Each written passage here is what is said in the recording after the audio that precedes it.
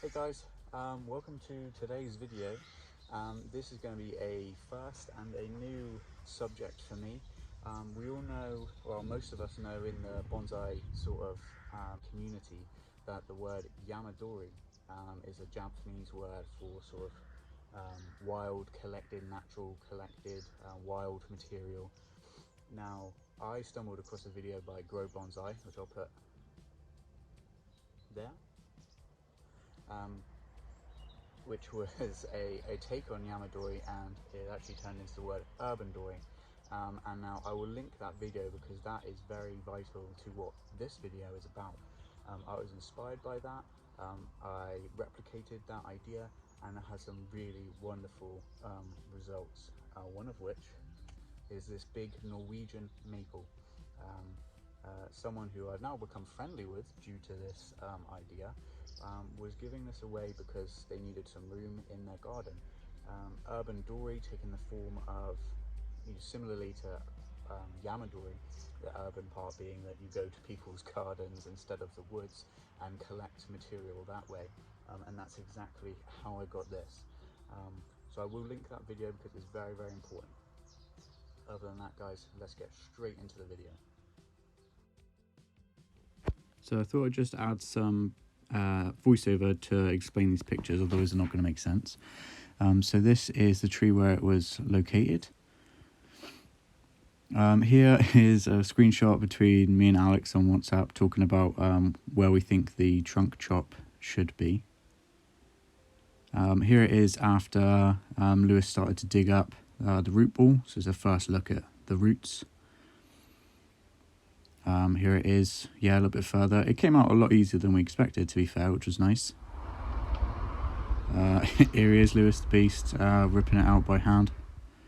And there it is, fully separated from the ground. Yeah, so it went a little bit higher than the indicated line, but still good. And here's a look at the roots that we managed to pull out with it. All wrapped up, ready to go, and Lewis dropped it back for me in the Land Rover. And here's a quick clip of Tannock. Hey.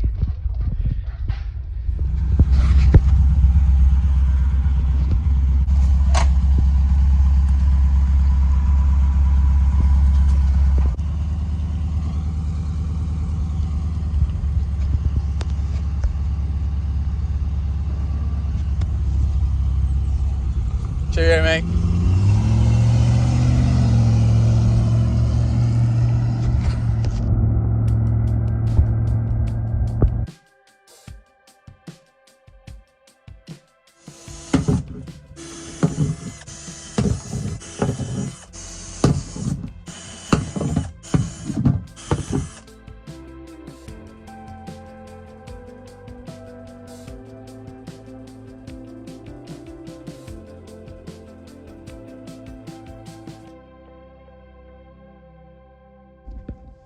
So I went to my local garden centre, decided to go with this. I found, I'll put some pictures here, of this garden tray. Now, you've just seen me put some holes in it, so that's good for drainage.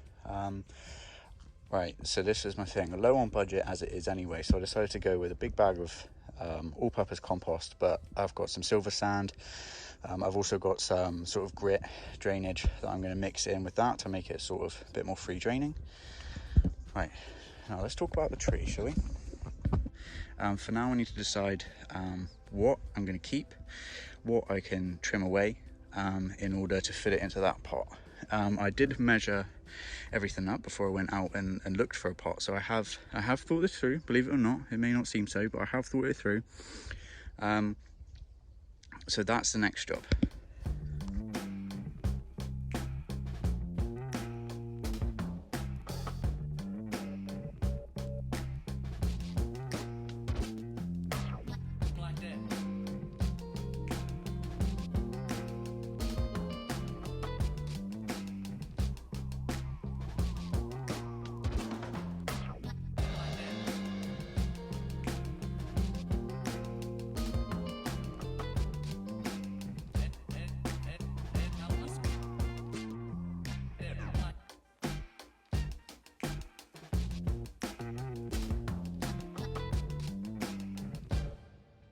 I've cut the tap roots and the roots that are going to head straight down as soon as it's in its new pot, because basically I don't want it to go round and round in circles. What I have done is I've left the nice natural lateral flowing roots. Also might be worth noting as well that in the final design of this tree, big, you know, crossing roots like this, they won't exist. But for now, these roots are vital because these fine fibrous roots are what are called the feeder roots, you know, hint in the name. The bigger thick roots, the tree can survive without those, but it can't survive without these thinner, more fibrous roots. Right, so there we are, guys. Transition didn't really work because, as you can tell, we're in a different spot, different t-shirt. It's a different day. I completely ran out of energy. I can't lie, this has been a lot harder than I thought it was going to be. But here we are. It's an honest channel, an honest video. I'm out of breath. Yeah, this is about, I'm not even sure how much longer it is now. I've lost count of the days, but during the time I've had it under a tarp and watered, so I'm doing the best I can. Anyway, so I've managed to finally get it in this pot. Does it fit perfectly? Absolutely not. Of course it wouldn't, but it is in the pot. It's tied down, it's tied in, it's sturdy, it's not going anywhere. It's raised, I've got it up on like a half pallet. I'm at the next stage now, so I'm going to explain what I'm doing whilst I've got the energy to talk, and then I'm not going to film this bit. I'm just going to get on with it because energy and light and time is all running out, as always. So next thing to do will be a bit of rooting powder with a toothbrush just on some of the root areas, and then I will be mixing in what have I got in here? Well, I might have put it inside. I'll put a photo of it here, Bonsai food, in a little squirty thing, and then I will be mixing in quarter silver sand, half compost, and half of this like gravel stuff. So I'll come back to you guys when I have some sort of update. So here we are. Yeah, like I said, hard work, but this is the sort of base of it done now. You can see how big that bloody trunk is, man. It's huge. It's huge. So a well-deserved break now. Today is actually 31st of October, would you believe it? So I've got to wrap up all of these garden projects within the next month, and then my baby is due on the 30th of November. So the videos may slow down a little bit for a while, but update videos and expect lots of stuff in the spring. So here we are, guys. Gardener's bin today. Never hired a gardener before, but neatened up this hedge, which is amazing. Needed done for about 2 years, but it has left some cuttings, whatever they are, conifer stuff, on the pot. So job one will be to clean this up.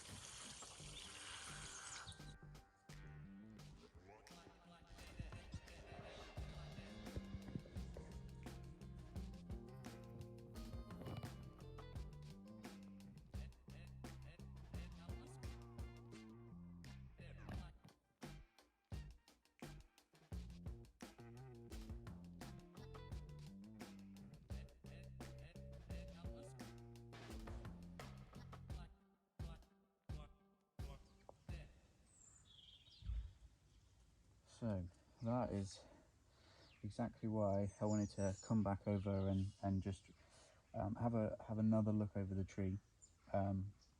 Yesterday I left it in a state where I was happy with it, but I knew it wasn't completely finished.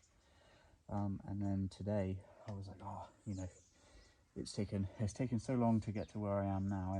I can just leave it, walk away from it, and be happy, right?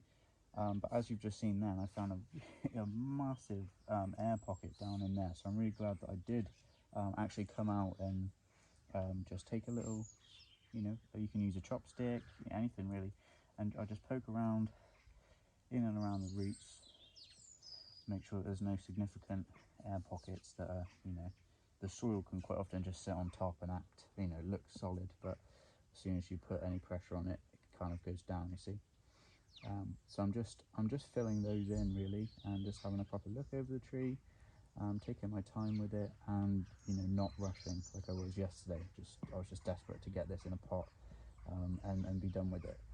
But now I've had some time to think about it. I haven't really got too many other things going on right now.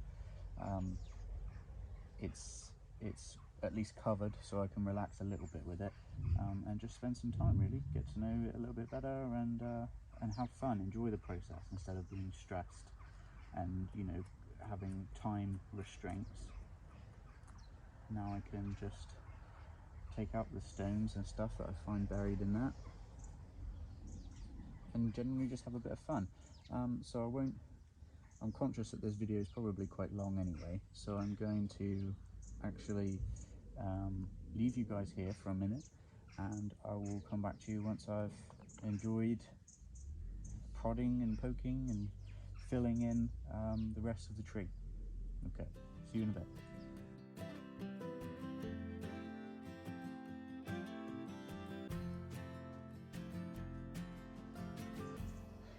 Okay, there we go guys, that's it. I can't believe it, finally finished. Like I said, taking a lot more energy, a lot more time than I thought it was going to, but I am really pleased with it. I'm really happy with how it's turned out. So I just finished up those last few jobs, just tidied up, found a couple more sort of little air pockets underneath. This thing is quite a monster underneath. I was just saying actually that by the time this thing needs a repot, I'd like to own a chainsaw or something a bit easier than a hand saw. I think that's what knackered me so much, because I was trying to cut some of that depth off the bottom of the root ball, and I just couldn't in the end. So that's what it sticks up a little bit higher than the pot. But I do think that gives it that sort of aged bonsai look, because as the roots grow within a big tree in a confined pot, the roots actually, as they mature, they will push the tree up slightly. So it kind of already has that look. So I'm not too upset about that. Again, something else I wish I'd known, or something that I would change next time, is the soil. It's not perfect. It wasn't the right mixture. I ran out of stones a lot quicker than I thought, so I might struggle with drainage on this tree. It's something that I didn't really anticipate, but like I said earlier, I found that actually when I was putting the tree in the pot, I was rushing, because I'd already had it out. The roots were exposed for a number of 3.5 days, something like that, under a tarp and wet and dark and stuff like that. So they're fine, but I was conscious that I was running out of time basically. Whereas like today, when I've come to just tidy it up, and that's more what bonsai is about patience. And so today I definitely would say I enjoyed it a bit more, getting to know the tree and figuring out. It does feel a little bit like the person who potted this tree up was a completely different person to who I am now doing this, because I feel a lot more relaxed today. I'm not as tense, I'm not really in a rush. I feel much more peaceful. Look at that, the sun's just coming out as well as I say that, so a sign, who knows. But I'm feeling a lot more confident about this tree as time goes on actually, seeing the amount of roots that actually did go into this pot, seeing how well it's responded so far. I am feeling really good about these buds. There are a few that are looking really green and healthy, and I'm sure that they're going to come up in the spring. So yeah, other than that guys, I think that kind of concludes this absolute monster Norwegian maple Urbandori project. This is definitely my biggest bonsai that I own now. I'm very pleased with it, if you can't tell. It's something that I'm proud of, something I'll be posting a lot about in the future. If you want to see more stuff like this, I'm considering putting together a playlist for these Urbandori, Yamadori type trees that I'm doing. I seem to be doing more and more of them as my advert is gaining popularity amongst local Facebook groups. So if you'd like to see more of this, or you have any suggestions or anything like that, please comment below. Other than that, a big thank you to Lewis, whose tree this was formerly. A big thank you to my good friend Alex, who's kind of guided me along this journey and given me the confidence and the ability to even film something like this. And also probably a shout out to the Grow Bonsai channel for giving me the idea. And a big shout out to my fiance Jem as well for supporting me, because without her none of this is really possible, let's be honest. Other than that, guys, do not forget to press subscribe and leave any comments down there. See you next time.